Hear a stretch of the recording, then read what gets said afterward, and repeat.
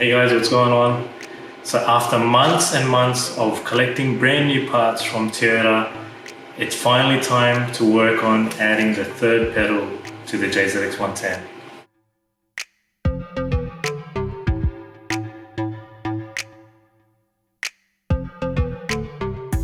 So I've got the brand new JZX110 R154 that's been sitting there ever since we came back from New Zealand, which was I think around September 2018. So I've had that sitting there thanks to North Shore Toyota. I've got a multitude of parts that I've collected from Amayama, which direct import from Japan, as well as local stock here in Australia. I've also collected some bits and pieces from Toowoomba Toyota. Shout out to Reese. He's hooked me up with a few parts there, things that were proving to be difficult to get, especially when you look at the shape of this clutch hardline. Very difficult to ship something like that, but he managed to get that in for me. But basically today I'm going to start working on mounting the clutch master cylinder, as well as potentially, if I get to it, the clutch pedal itself. Again, I'm in no big rush to convert the car, so I just want to mention that these episodes or this series of videos, it may take a little while for me to video and get out. So stay tuned, there's going to be quite a few different videos coming out on the manual conversion, and I'm actually trying to, as best as I can, document it. I wouldn't say it's a full DIY guide, but I'm trying to set up something very close for other people to be able to use. So it's going to include videos such as this, as well as a Word document basically that's basically got every single part that I've purchased for the conversion, roughly how much it cost me, and again it's only going to be the cost that it is now, so 2018 to 2019 type of time frame. Those prices obviously will fluctuate, but it'll give you an idea of what the total thing will cost if you are to use brand new parts. Definitely the stock of these parts are running out now worldwide, so I'm kind of lucky to be able to do this with brand new parts while they're still available. In the future, I guess a lot of it's going to be used parts, prices are going to go up and so forth. This is just a quick run through of the document that I've been working on. Basically, it's got all the different parts that are used for that particular item. So for the clutch master cylinder, these are the parts that are required, and there's a diagram as well of how it all goes together. Same thing basically for each individual part, as well as pricing, quantity, everything that you, I guess, need to know to do the manual conversion.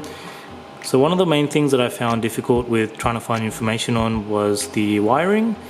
It's a little bit different from the JZX100. There's a couple of sensors that you need to trick the ECU, the automatic ECU, to think that those sensors are there.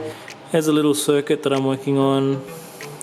Some information that I'm gathering about the speed sensors, different plugs and things that are used. There's diagrams that I've collected from the service manuals, basically the waveforms that you need for each different sensor, and things like how to set up the clutch pedal, as well as a few torque specs that you'll need as part of the conversion. And then I'm sort of working on a conversion guide as well. This won't be full detail, but it'll be just a quick rundown of exactly what's required, and I'll be adding to that as I go. But yeah, that's basically where I'm at. So tonight, let's get started. I'm going to mark out the hole that I have to make in the firewall, basically for the clutch master to go through and connect to the clutch pedal.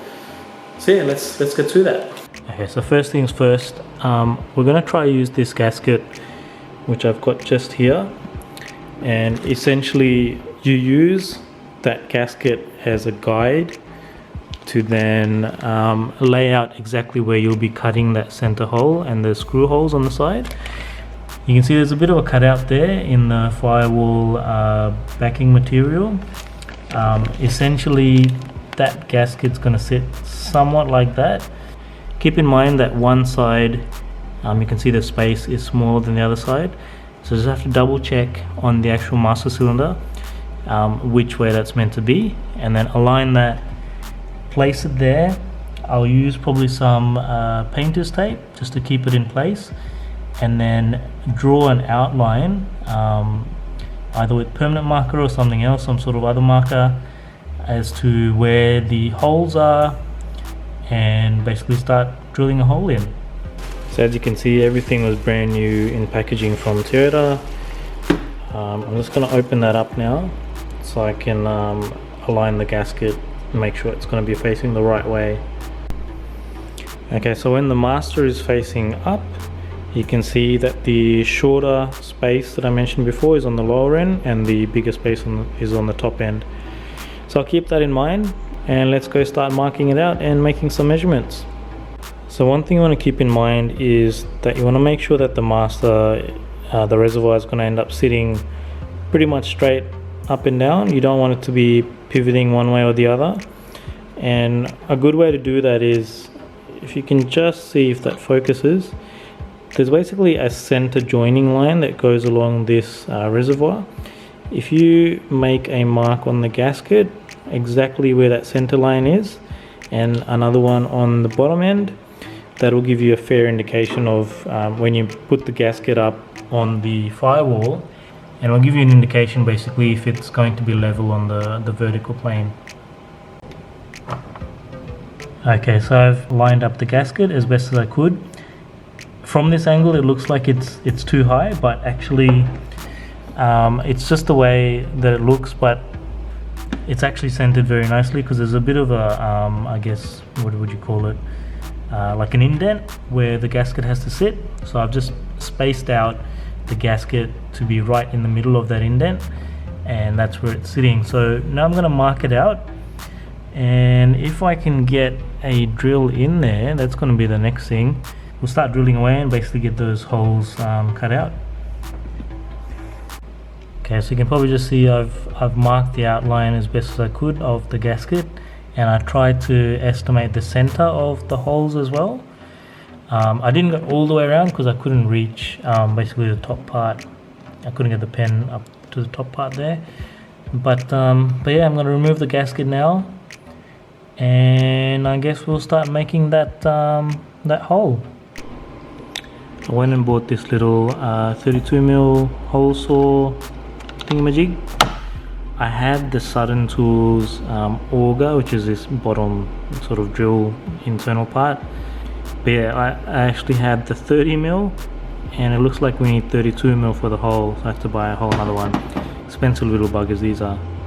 Okay, I've just spent the last half an hour actually trying to remove the arbor from the old hole saw bit, the 30mm bit, and it turns out that that thread is actually smaller than the one on the new hole saw. So I had to do a run to the Bunnings, which is our local hardware store, and get a new arbor. So I've wasted quite a bit of time doing all of that tonight. I'm not exactly sure how far I'm going to get in tonight's video.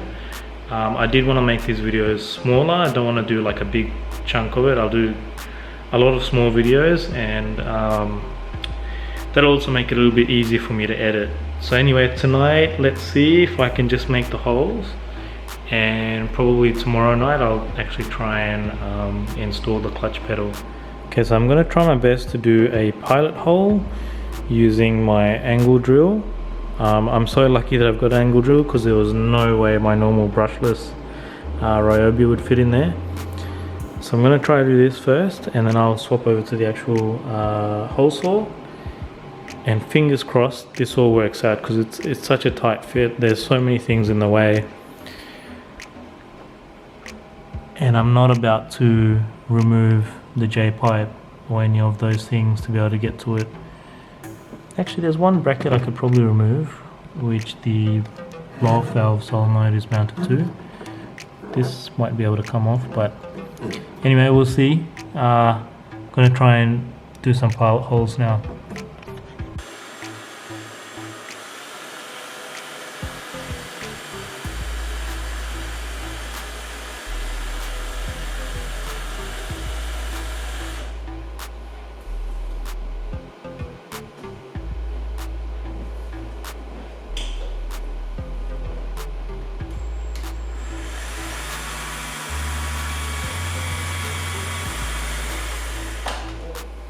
So I've just removed a screw that holds the blow-off valve solenoid in place, which goes just there. Hopefully it'll give me a tiny bit more space, because I was kind of struggling to make that pilot hole. It's just such an awkward angle. Let's try again.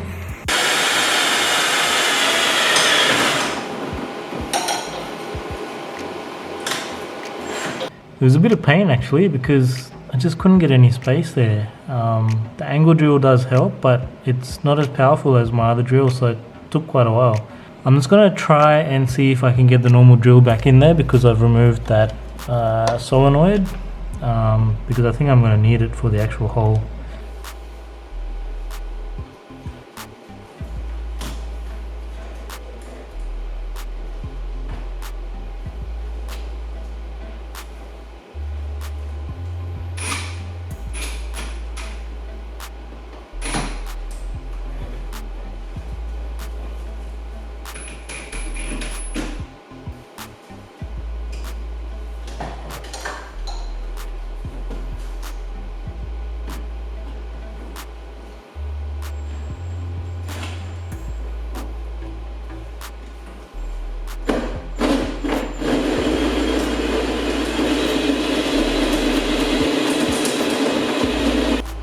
So I started making the hole, and then I sort of smelt something that was burning a little bit.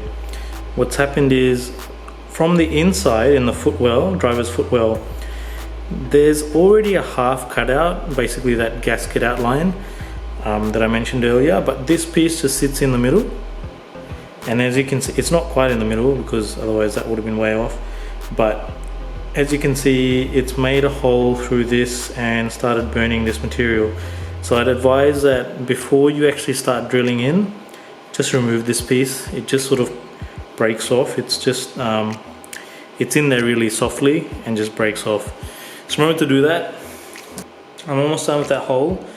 It actually ended up, because of the weird angle, it actually ended up being a little bit bigger than 32mm. So I actually would have been okay with the 30mm hole saw, I think.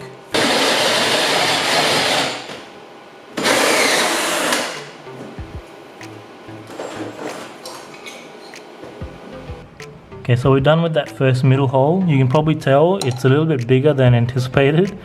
That 32mm hole saw, because it wasn't exactly straight, it sort of went on a little bit of an angle, so it's a little bit bigger than it should be, but it will do. And the reason I did the middle one first was because this, now that the hole's made, I can base the other holes off this one to make sure that they all line up. And yeah, so I'm gonna just make sure the gasket all lines up now, double check the markings that I have, and then drill out the other two. Okay, I think the hard part for tonight's video has been done. Just gonna tidy up those holes a little bit, maybe run a file through it, make sure there's no sharp edges. I've actually got some base paint for this pearl, which is a 065 white pearl. I will just run over any exposed metal bits just to make sure that it doesn't rust, or at least prevents it from rusting in the future. This is an area that will likely get a lot of water, salt and other things that spray up onto it. So I'm just going to make sure that all of the exposed metal bits are covered. So I've got some 065 base and 065 pearl. Just going to do a very light touch up. Just make sure that any of the exposed bits of metal is covered, because the last thing you want is for it to develop into rust later on. So just going to cover that up.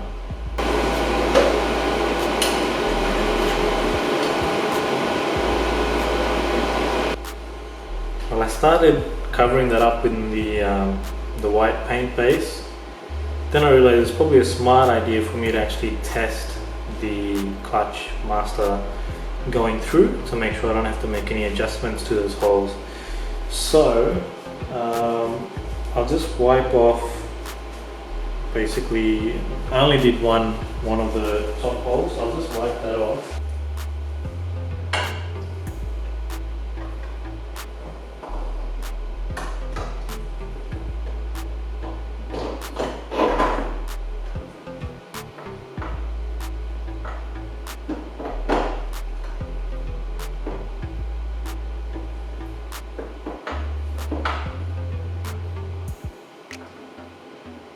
And it seems to line up fairly well. So that should be perfectly fine. I haven't seen what it looks like from inside. Well, actually I did a bit of a clean up, but I haven't seen what this looks like from the inside. But I think it should be fine. Once the bolts are in, it should pull it in tight, and yeah, that worked out really well. So I'll go ahead and cover it with the base paint and maybe a little bit of a pearl, maybe in about an hour's time. And that's probably it for tonight, because I don't want to put the clutch master in while the paint's wet. So I think that's going to be it for tonight. Keep an eye out for the next video, which I'm likely to do the clutch pedal.